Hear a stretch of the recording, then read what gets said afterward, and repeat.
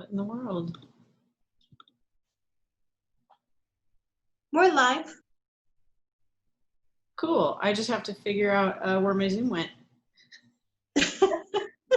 Up, everybody. I can't find my Zoom. Of course.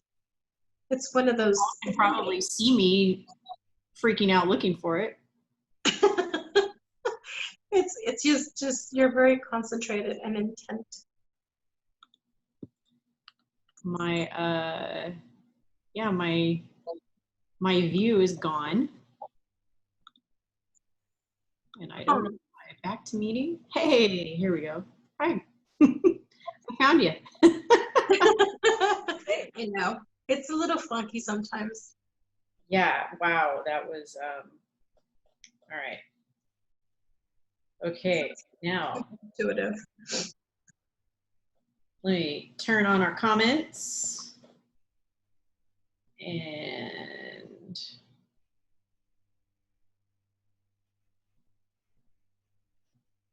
don't you guys love watching a live where somebody's just screwing around with technology because they don't know what they're doing? It's all good. It's real. This is real. For reals live. I know. At some point it'll like have like that souped up system where everything just kind of connects to everything and right. Yep. Okay. I think we're all set now. Cool. That only took a whole minute and 30 seconds of nonsense on my part. It's all good. What the hell is today? Monday? Is today Monday? Monday. Yep. Yeah. Monday, I'm like, another week. I'm like, it's been good though. I shouldn't complain because one of my properties was under contract within a day. I saw that. That's amazing. So you can tell us a little more about that. Yeah, it's interesting because of course Phoenix doesn't have a ton of inventory right now. And so people are, even for rentals, right? Like everybody's just kind of like clamoring to them. So our property went live. It was a coming soon for maybe about 4 days, and then it went live on Friday afternoon, evening-ish, and we immediately, it was like eight showings, and then 16 showings, and then 20 showings for Saturday, and then it was like sorry, that was Thursday, and then Friday, Henrik had gone over to the property to see, just to kind of make sure that everything was good and ready to go. So he said that an agent was there, walked in with him already because she was taking a video for a client, and that she told him this is not going to last the weekend, that this is done. And so she took the keys with her. So we don't know which agent it was. And then, so we had extra keys. He had extra keys, and thank God we had backup keys. So anyways, there's this whole fiasco with the keys. Finally, like at end of Friday, like by 11, we were still getting in, like our realtor was sending in the offers. But by Saturday morning, Saturday afternoon, we just went ahead and took one of the offers. It was 10 over asking price, but their down payment is, it's 65 grand, which is like a big chunk. Yes. So yeah, and it's not contingent on appraisals. So whatever it appraises at, we're good. Because as you know, when you go through appraisals, that's a whole other like hurdle that sometimes you have to take. But knock on wood, like everything's gone okay. The inspection was today. I was like, oh my God. So it's moving quite fast. Yeah. So nice. I'm hoping the other Mesa one, I'm like, please, like, let that go just as fast. We'll see. We'll see how it goes. I'm sure it will. I mean, it's one thing that we have such low inventory right now, but I think it's a double whammy that when there's low inventory, and people are looking at properties where maybe they're not quite updated to what they would like or whatever, but I mean, when you put a fully rehabbed property up, I can't imagine that that would last long at all. Yeah. Yeah, it was good. And it's probably one of my favorite properties. It was just it was a fun, really easy, but I say easy. Of course, Henrik would beg to differ. But for me, it was a really nice, easy project. It wasn't very, it was very clean and just kind of basically opened it up. I think with the selling point to that property is a casita in the back. So obviously it's another income or revenue stream for somebody that either rents it out or if they have family or, whatever it may be. Yeah.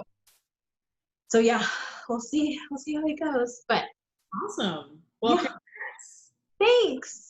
Thank you. Yeah. It's been a crazy weekend, a crazy Monday. So I'm sure that it has. So we're going to transition from congrats on a really fast sale or contracting of a property to discussing Wholefails. Things that didn't go so well. Right? Yep. So I am probably completely wrong, but I credit myself with coining the term wholesale. And I did, yep. I did Google that hashtag and I didn't find it anywhere. So I'm just going to go ahead and take credit for that. Yeah, so you should. You need to post it everywhere. Take credit for it. So I made a video on my own about this a couple months back about what happens when you're in the midst of a wholesale or you're attempting to do a wholesale and things go wrong. And so I call that a wholefail. And my first video that I did on that was about a wholefail on someone else's part. It was not my deal. I saw somebody doing something stupid that that I thought needed to be mentioned to the audience, especially with new people out there potentially, maybe planning to go out and do this thing that this person was doing. So then I realized that, like, wow, there's all this stuff that could be categorized as a wholesale. And sometimes it's dumb things that you see other wholesalers doing, and sometimes it's dumb things that happen in your own wholesale deal. Yep. Absolutely. And we've both got a few of those, right? Yeah, it's kind of like, I think automatically when we were talking about it, I automatically thought of one that I don't think I've ever really, because I tried to just put it in the back of my head, like it disappears. It's not in front of me. I don't see it. I don't know anything about it. But yeah, that was not good. Wasted way too much time. Too much time.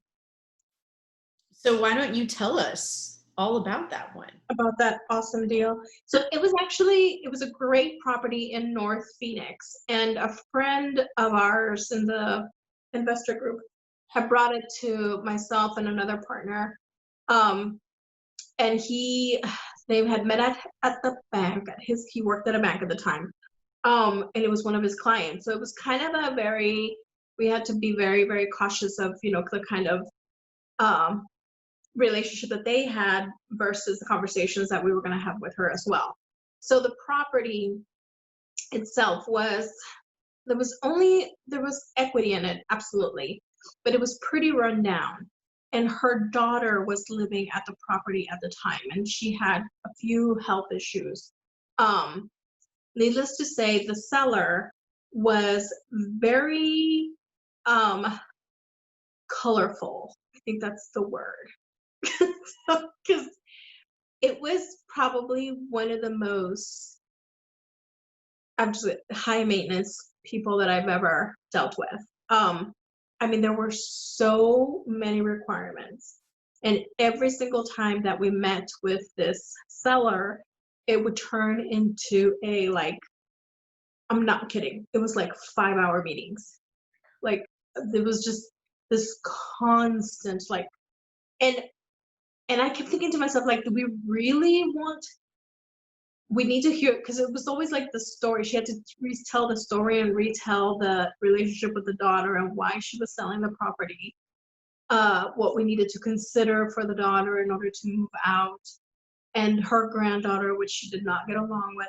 it was just very, like, the whole family dynamics was absolutely tense and did not help at all in the negotiations of all of this, because at one point or another, we had to go speak to the daughter in person and let her know, kind of, this is what the plan is, your mom, is planning.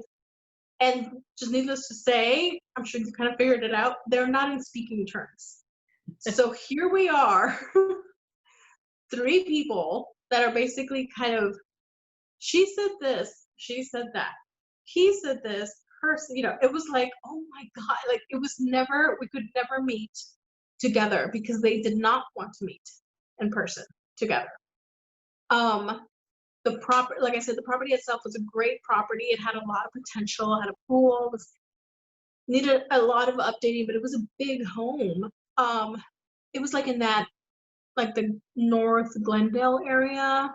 And it was a really sad story that they knew that they had to leave. They just wanted to get done with the house. One, because the daughter, she was not able to really take care of herself, and it was too big for her. So the facilities and the, a home that would be more of a rehabilitation kind of place for her, that was not available there. And you could not really do that in that home either to accommodate her. And the fact that there had been a death in the family in that area. So I think the mom or the daughter, sorry, because there's so many people, the daughter herself, being not in good health and then having this kind of looming, and we find that a lot too, right? In some of these deals where people just don't want to, the emotional side of things is really, really hard, which I totally get. So it was like all of this thing that kind of it snowballed to the point where we had a meeting, because the seller did not want to do anything unless we found a property for her daughter. Okay. Before the closing of the sale. Right. So we found a few properties and we took her to a few properties. And all of them, it was like, nope, not this, and nope, not that, and nope. It was almost like she was sabotaging the deal itself. I mean, and it was very uncomfortable trying to accommodate her daughter getting, it was like showing a house to two different people at the same time. Right. It was awkward. And I kept thinking to myself, why are we going through this? Does this deal mean that much to us? Like, really? Like, I don't see, I mean, and the fact that we were going to split a wholesaling, an assignment fee, I was like, what, how do we even, because at that point we had realized there's so much work for this, to get this property up to where it needs to be in order for us to flip it. I was going to make like maybe $3,000. And this was months. And I remember just thinking to myself, what are you doing? Like, I understand that this was brought from, a friend of yours brought this to you and you want to make it good so that they have a good experience, but nothing is lining up. Nobody is willing to do anything. And I think that's one of the hardest lessons we learn when we are trying so hard to make something work and it's just not working. And even though I had told myself, can't do this anymore, like, this is crap, can't deal with the bullshit, let it go. But because it was somebody new, I felt like responsible that this had to work somehow so that this, my friend would be able to kind of walk away with an experience and something good and like that he had done something. Yeah. So, I mean, this is so bad. It was like it took months. She finally, we had the last meeting where actually other family members came into play because they knew that she was being a little crazy. So they needed kind of a voice of reason. Well, needless to say, she did get along with the daughter-in-law. So that was a whole other kind of, not fight, but argument at the meeting. So it was, dude, it was months of listening to her and listening to her and listening to her. And finally, I was like, I'm you do whatever you need to do. If we've shown you places, we've shown you apartment. Like, I think even John at one point was totally like, I'll buy the property, no big deal. They can move into my place because it's totally accessible for the, like, it's a 2-bedroom, 2 bath or whatever. They're like, it's totally fine. It's 1 floor. So that's what, what they wanted. So it worked out really, really well. Nothing. It was like mute. So months later, I get a call that she is selling the property. And we had a affidavit of memorandum with her, which we knew because we didn't, after the first couple of meetings, we realized, okay, we're sitting here talking with her for hours upon hours and not really deciding on anything. And she keeps coming up with these like ridiculous requirements to the point where she was like, I need you to write this down because I need to make sure that you guys are getting it. And I'm like, do you understand like how many bullet points we have in the agreement with you? Like, seriously, lady. So at that point, we had decided to do the affidavit of memorandum. So we recorded it. But the realtor that ended up helping them called me and said, hey, we need you to release the affidavit. And I was like, to what? Like, it had been so long. Like, I had no idea what he was talking about. So he bench rattles off the address and her name. And I'm like, oh my God. And he's like, I know. And I was like, I have to talk to my partners about this because I don't know if I can there's 2 other people involved. And he's like, well, you guys can't keep it from, you guys got to release it. And I'm like, he's like, we close tomorrow. And I could tell, like, he was so also flustered and kind of angsty because I'm sure he went through the same shit we did. Of course, he got them to the closing. And in a way, it was shitty of me because I was just like, no, I'm going to make her wait. I'm like, she made me wait. I'm going to make her wait. I don't think I would have asked you to release it. That's what it is. So I had talked to the guys, to both the partners, and I was like, hey, you guys, like, they are asking for, I don't know. I mean, I can try. And I'm like, to be honest, I could care less. I'm like, I want this to be like gone. Like, I don't want to have to deal with this ever again. She's just bad vibe. They were like, well, no, we'll ask and see. Maybe they'll give us something or whatever. I'm like, fine. So I asked, and the realtor was like, flipped out. He's like, how am I going to know? She's not going to want to. So at that point, she starts calling me, and so does the daughter. And I'm like, no, I'm just not talking to her. I'm like, I'm not talking to you. I am so sorry, but I went through hell and back with all of you. Like, I recorded the meetings that we had at one point because I was so afraid something legal was going to come back on me or us. No, it was, and finally at one point, I think the daughter texted me and she said, my mom is ready to close tomorrow. Will you release the affidavit? And I was like, for you, I will. For her, no.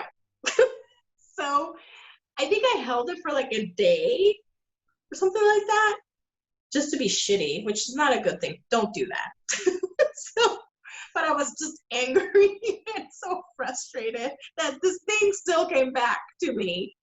And finally, I released it. I was just like, I don't care. I don't want anything to do with it. I'm like, good luck and congrats to you for getting it this far. And the realtor was like, he's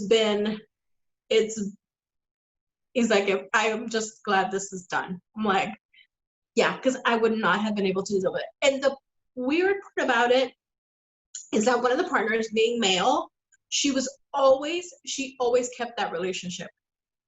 With me and my other partner, who's also female, she was like, no, she would not. It was like the female, like, and that's what her daughter told me, that she had this really weird kind of the way she dealt with female type of alpha. Mm-hmm. She needed to be alpha, and she was not. Like, it just did not go well. So, which made sense that her realtor was male, which made sense that she kept talking to, our guy partner. So yeah, it was it. But I'm serious, it took like 5 months. It was stupid, waste of my time. I'm like, evenings that, oh my God, now when I think about it, I'm like, your meeting should not last more than an hour, period. Like, that's, if that, hopefully you can get through things, you know, quickly. But hours upon hours, and we had to like, yeah, it was like we would buy her dinner, you know, with like, oh my God, it's just ridiculous. Never again. And for a commission of $3,000, that was stupid. Stupid. So you bring up actually, I think, several points that we should discuss here. So first of all, yeah, knowing, I guess being able to make that assessment of when, you know, when a deal is worth putting the time into and Right. it's not, right? Because the thing is, we don't know going in, right? And everything is a negotiation. So we're going into the deal and we're trying to learn, first of all, about what do these people want, what's the problem we're trying to solve, and then how do we put a plan together to make that happen. And, you know, initially that seems like it's fairly straightforward, but personalities can make that really difficult, right? Yeah. And of course, distress can make it difficult. And we're, you know, so we're used to that. We've talked a ton about you come in with a distressed seller and you're taking on all the problems of their distress. So you've got, in your situation, the mom and the daughter don't speak to each other. The daughter has special needs. So it's not just as black and white as we need to get rid of the house because the house itself is a problem. Yeah. She has specifications for where she's got to go. So those are two fairly big issues to deal with from the beginning anyway, right? And then it sounds to me like the seller was probably coming into it being difficult because if she doesn't want to deal with other women, then, Yeah. you know, and two of the partners are women. So now you've got conflict that you didn't ask for, but it's Right. personality type. And I've had that situation too. Like I think you and I have both have had situations where you know, it can be anybody, because I've had men who were like, you must not know what you're talking about because you're a girl. Right. Yeah. And then John goes and tells him word for word the same thing that I said, and he believes John, but he won't believe me. Right. You know, Exactly. right? So you guys ran into that. So there's red flags already from the beginning, right? And you have to make this determination, because the thing is, this is what's tricky about these kind of deals. When you're dealing with distressed sellers, there's no such thing virtually as no red flag, because you're dealing with distressed sellers, right? So you're going in knowing that there's going to be a problem. Like, yeah. That's what it is. Otherwise, you'd just be a real estate agent and you would just buy houses that someone is moving out of, and there's no there's no distress and thus no reason for a discount, right? Right. So that being our business model, you have an expectation of a certain number of red flags and problems.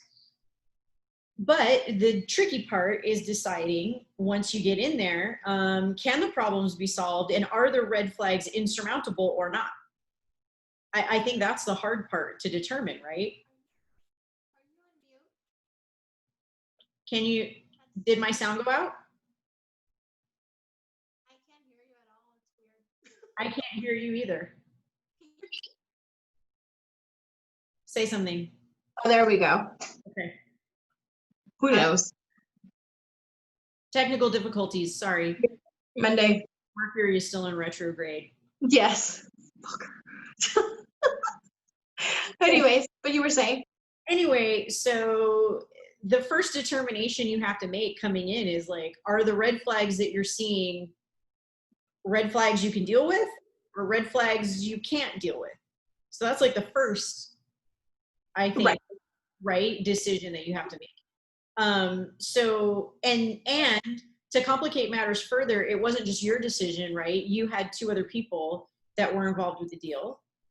So their you know, opinion matters too. You have to talk to them and see what it is that they want to do. And if they're seeing something valuable there, then you all have to agree how much further you're going to take it. Yes. So, so there's that issue. So you guys worked on this for quite a while.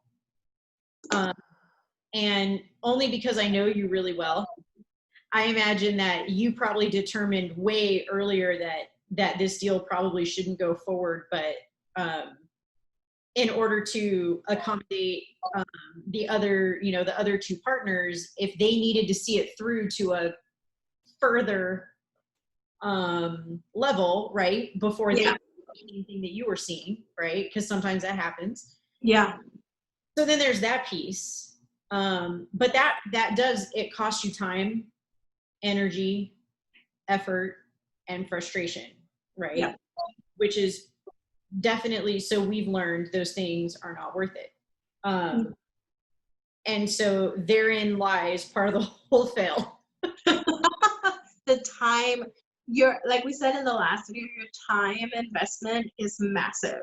So if this is not a good use of time, like you should know right off, and when you're new, yeah, you learn, but me being in it for a while now and then having to go through that and just kind of keep things kind of lingering, like that was just stupid. I myself should have just kind of plucked myself out of it and just, said like, good luck and awesome, And that is always an option. That like, look, I've put this much time into it. I'm going to step away now because I don't see it going anywhere.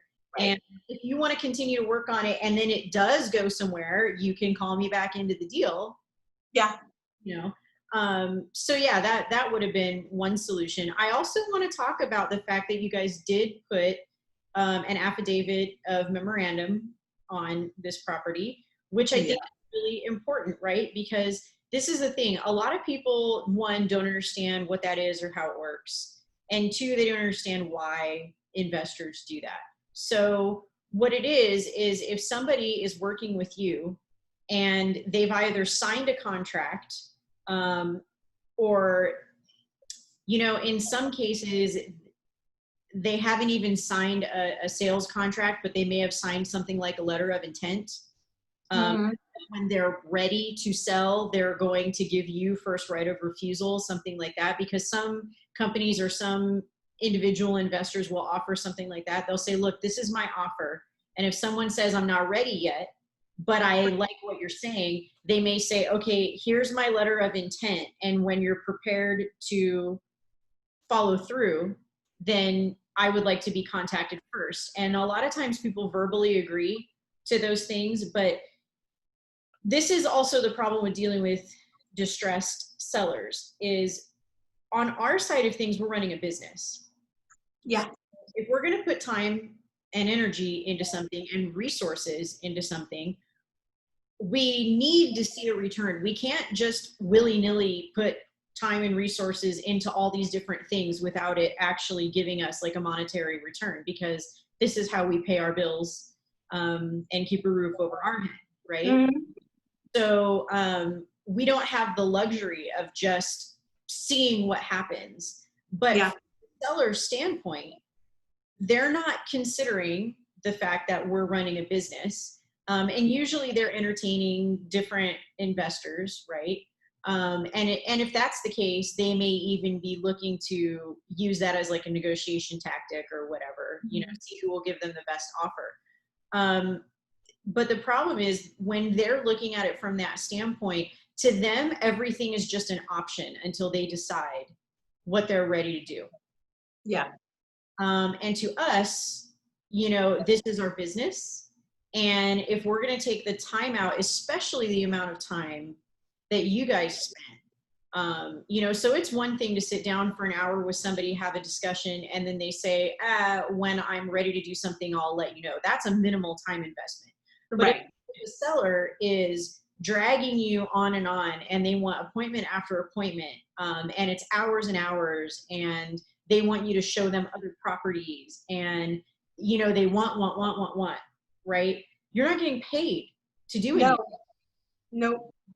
And they neither understand or care in most, in most situations. They don't, they don't get that, like, you're not an hourly employee that's getting paid every time you take the time to go do something for them. And I've had this happen a number of times, where people are just, well, can you come over and can we go over the paperwork again? And it's like, well, we've gone over the paperwork 3 times.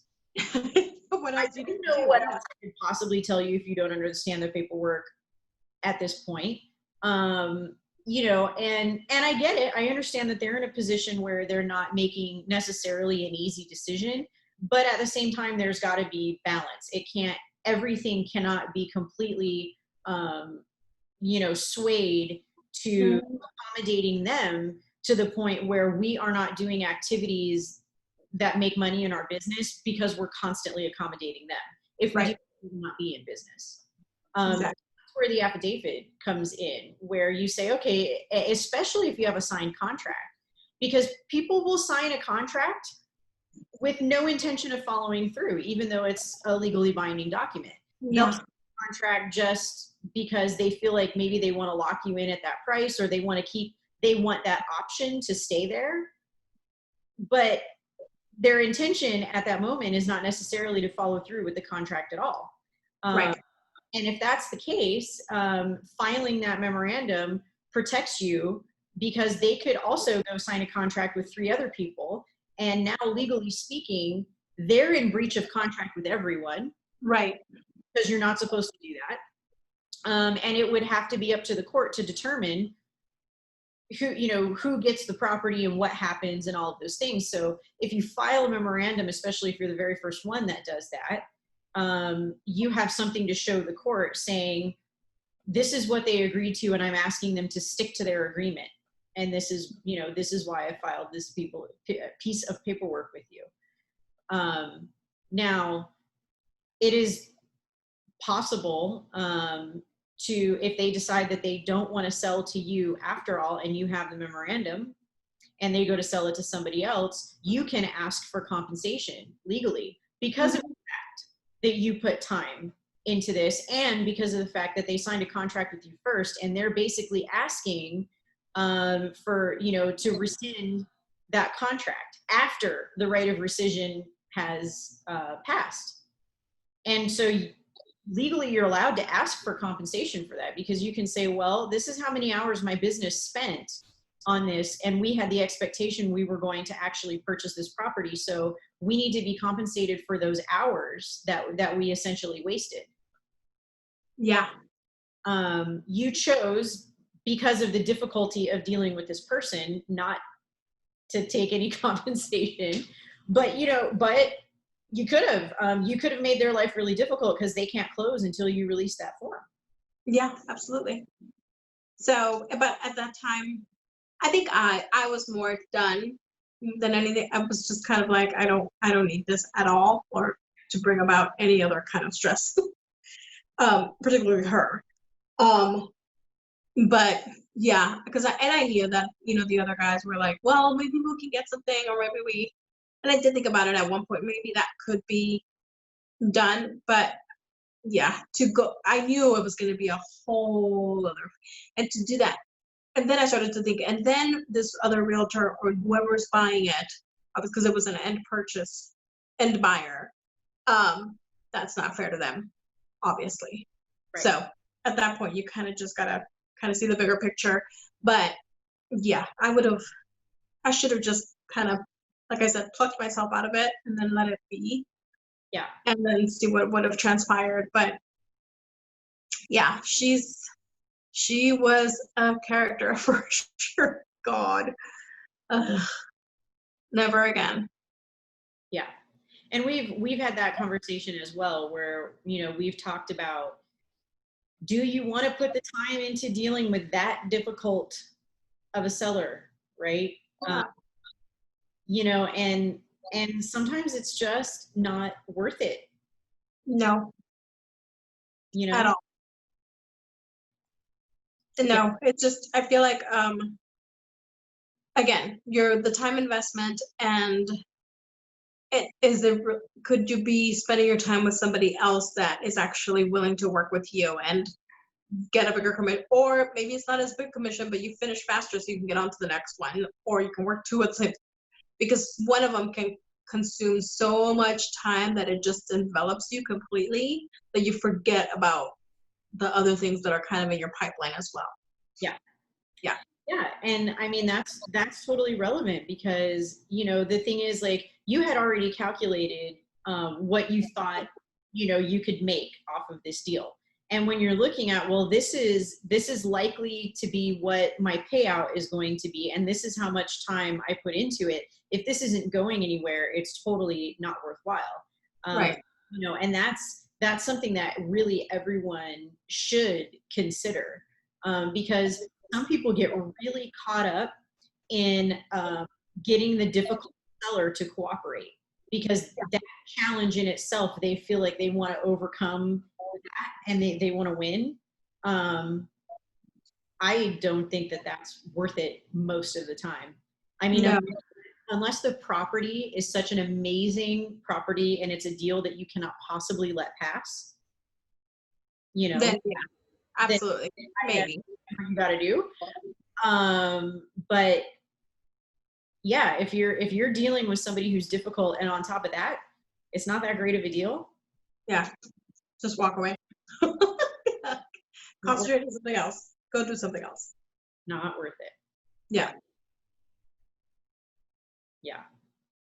So I'm trying to think of some Wholefails because Lord knows I've had a few. And actually, so I had a pretty epic one that also when you said that you filed the memorandum, it made me think of this one. So there are some similarities here. I had a friend that brought me a property a few years ago, and it was next door to a property that she already owned as a rental. And so she said, hey, you know, this lady is living next to my rental property and the property's in really bad condition. You know, it's fallen apart. And this is in the historic district in Phoenix. So this was a really, really, really old house. It was built in like the 1920s. And so she said, you know, the property's in really bad condition. She's got a lot of issues and it's about to go into foreclosure. And she wanted my help and I didn't quite know what to do. And so she said, I thought we could work on this together. And at the time, it seemed like a great idea. And it was not. It was the worst idea ever for a million reasons. So we went and assessed the property.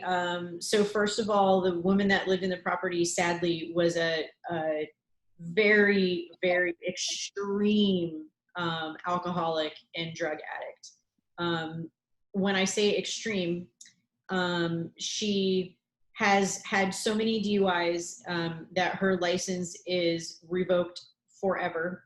And was also required to go to some like therapy or something through the state that she had to show up to, you know, every week or whatever was the requirement. This was to keep her out of jail.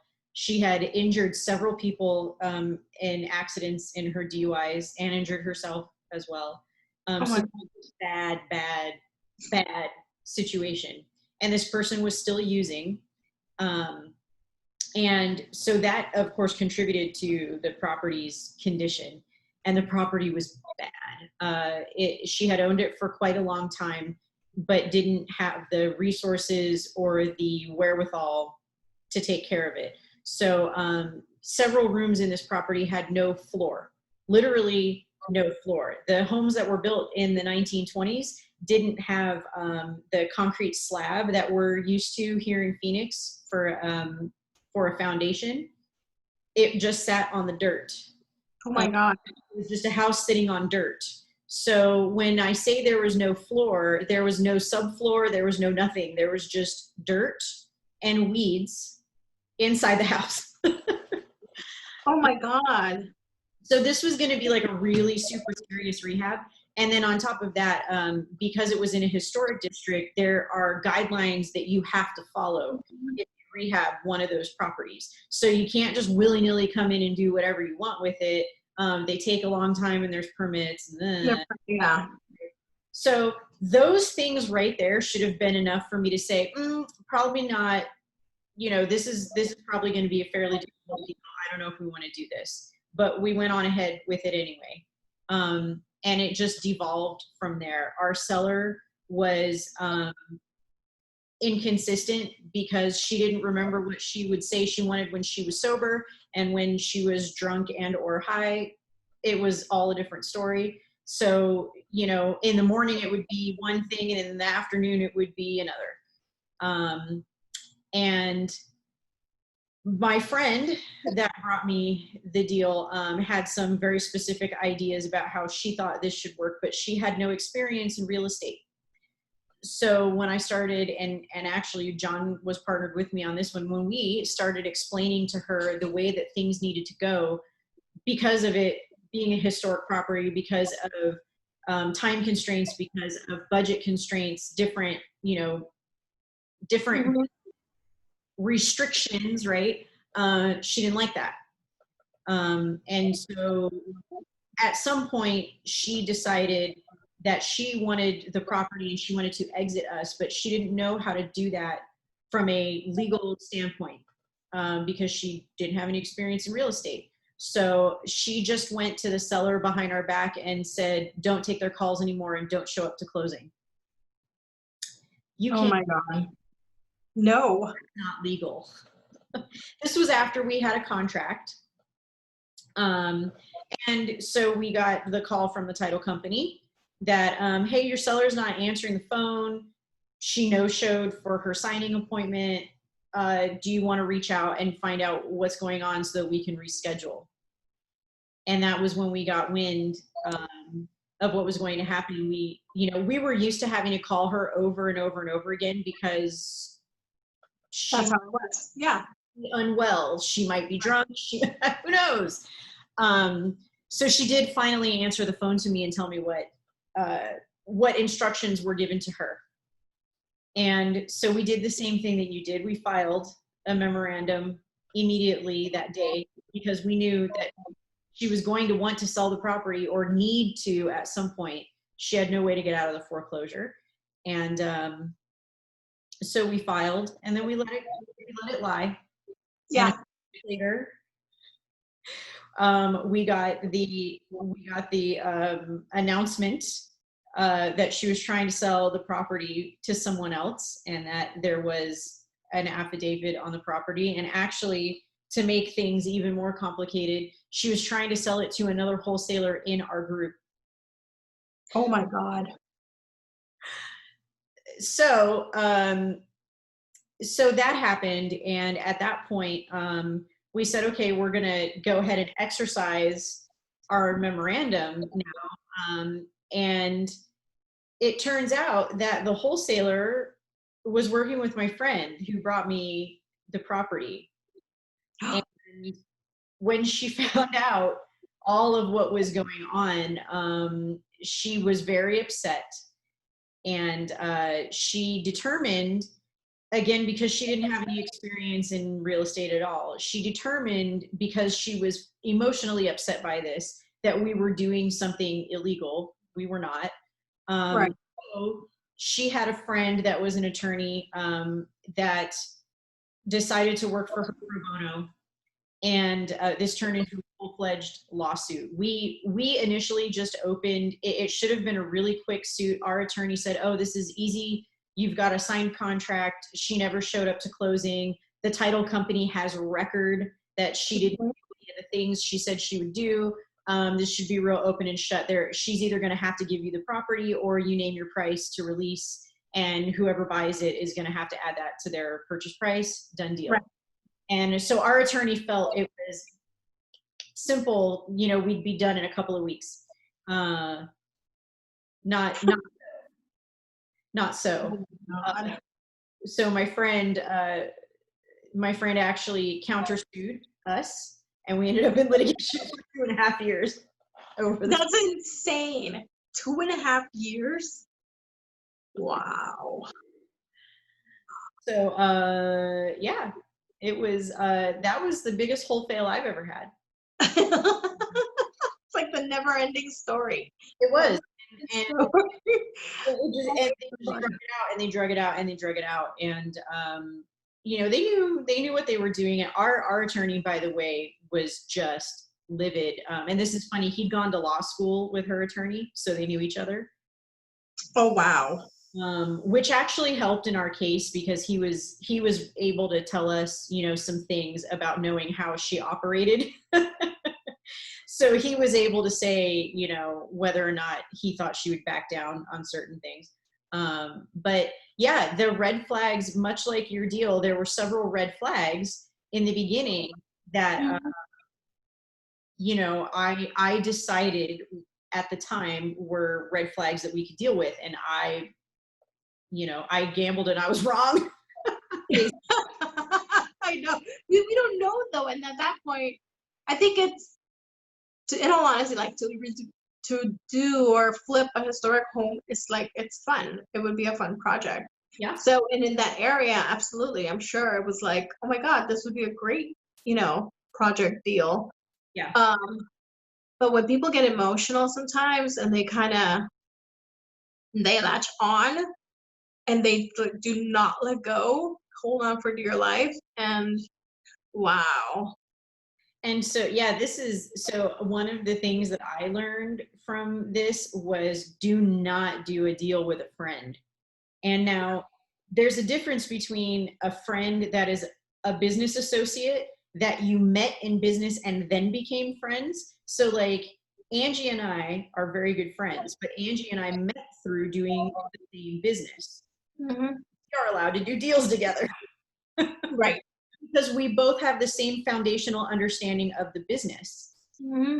And so because we are both coming from the same space in, you know, in our knowledge there, that prevents us from having some of the problems that other people who just are like, we're buddies, let's do this thing that we don't do that. Right. Yeah. Right. It doesn't work out. It doesn't, it rarely works out. Yeah. So, you know, I had a friend that had nothing to do with real estate come to me and say, I really want to do this because I see what you're doing. And I'm, you know, and I want to get involved. You know, and I thought that that was enough to keep things, you know, working smoothly. And that was a terrible, terrible decision. Her lack of knowledge in real estate, and then on top of that, her like emotional response to everything that was going on was like a recipe for disaster. Because no amount of business knowledge that I tried to give her, or no amount of explanation that I tried to give her, could convince her that this was the way it works across the board. In real estate, she had decided somehow that it was an us versus them, and that my partner John and I were against her. And as soon as she made that determination, it was all. Yep. So, Wow. yeah, so you will lose a friend if you try to do a deal with a friend because they think what you're doing is so cool in real estate and they don't really know anything about it, but they just want to flip a house. That is probably the biggest red flag that you'll ever see. And if you want to continue to stay friends with that person, you should just say no. Yeah. Just, yeah, no. Or maybe, I mean, or maybe do more of on the lending side. Maybe your friend wants to lend into a project. That's a little bit easier. But to be in it, like in the trenches, it's a little disconcerting. It is. It's like when they say don't lend money to family, it's pretty much the same basics. Yeah. Well, and the problem that you frequently run into, and this was the problem we ran into, is that we had John, my partner, who was very experienced, and I, at this point, had some, I would say, intermediate experience. You know, I'd been in it for a little while. And so you had two people with certain levels of experience and one person with no experience, and the person with no experience wanted to be the shot caller. That doesn't make sense. No. That doesn't make sense. So it's essentially like you have the executive and the middle manager, right? And then you have the brand new hire who's like, I want to just run the business. That doesn't, It doesn't, no, it doesn't work. right? It doesn't. And they don't want to sit back. I mean, they need to take a backseat kind of place, and they don't sometimes. Yeah. So, so Wow. that was a giant. Yeah, I'll say, holy shit. Yeah. But I learned a ton. You know, going through that litigation, I learned so much about the legal ins and outs of contracts and negotiation and, you know, what holds up in court. And he said, she said. I can also tell you that judges don't like investors. Yeah. So don't have the expectation if you're an investor and you find yourself in a lawsuit that has to do with real estate, which they say in our industry, you're not a successful investor until you've been sued. So I guess I'm successful. Jesus. But one of the things that you should know is that you need to take really seriously what your attorney is saying, and you need to pay a lot of attention, because when you find yourself in a situation like this, it's real easy to let anger take over and to want to get back at someone, especially if you're the one who's in the right, because frankly, we were in the right on this. We just were, you know, and not only, and our attorney felt that way as well. But I can tell you right now that our justice system doesn't really actually work on what's right and wrong. It works on what someone can be convinced of. Yeah. That's the way it works. And so when you come in and the judge has already set the precedent that he thinks that all investors are predatory, you got nowhere you can go from there. So lots of lessons. Wholefails will teach you, hopefully Wholefails will teach you lessons. Yes. What not to do. And you don't learn from them, you have a problem. Yeah. No, I mean, I think we learn best from our mistakes. I mean, now that I sit here and I think about it, I'm like, oh my God, I remember that one or that one. Or just, you know, things that could have been done better. But you don't know until you actually go through it sometimes. Yeah.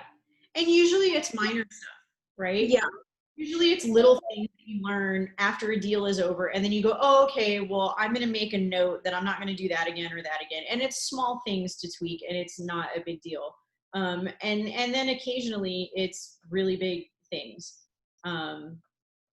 you know, and that's part of owning a business, is occasionally the really big things. Really big things happen. I mean, if we, I'm like, there's one where I'm thinking, it's embarrassing. I'm like, oh my God, how could that even have happened? But it did. That's a story for another time. But yeah. But you learn, and after that, you'll never make that mistake again. That's right. Ever. Yep. Yeah. Absolutely. Cool. Wow. All I have to say about that is make sure you're learning from your Wholefails, and when you witness other people's Wholefails, learn from those too. If you see somebody doing something stupid, don't do what they're doing. Yeah. No. You can avoid more pain if you watch the people around you and go, "Ooh, I'm not going to do that." Yeah. Yeah, use all the Wholefails to your advantage is what I have to say about that. Pay attention to them and learn from them, and don't repeat them if you can help it. If possible, right? If you remember, just try to remember. Yeah. And it'll make you, at the end of the day, a better investor, I think.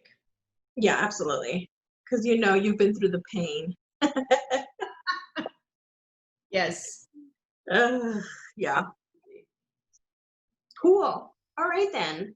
Well, that was a good way to start the week. Yes. Yeah. I think we've got a clear reminder of some things not to do. Yeah, absolutely. Oh my God, For that's sure. intense. Yeah. Yeah. So y'all don't let the Mercury retrograde and the full moon and all this stuff that's going on. Don't let those things like maneuver you into wholesale land. Yeah, exactly. Just 'Cause kind of watch everything, cross your T's, dot your I's, and reread before you send an email. yeah, be a Sort of little thing. extra careful. Can't hurt. Yeah, exactly. You just, and that should be at any time, actually. You Yeah. just got to pay a little more attention. Absolutely. All Yeah. right. Everybody, well, have a really good day. Yes, you too. I shall see you again on this channel in the Yeah. next few days. Yeah. Have another episode coming soon. Yep. As you know, our topic is probably TBD because we like to fly by the seat of our pants sometimes. Yeah. But that's what makes it fun. It's kind of how it goes. I It's know. okay. Yep. Awesome. All right. We will see See you everyone guys. Have a soon. good week. Angie, appreciate your lessons. Yes, likewise, friend. All right, I'll see you soon. Yep. God, I'll see you soon. Bye.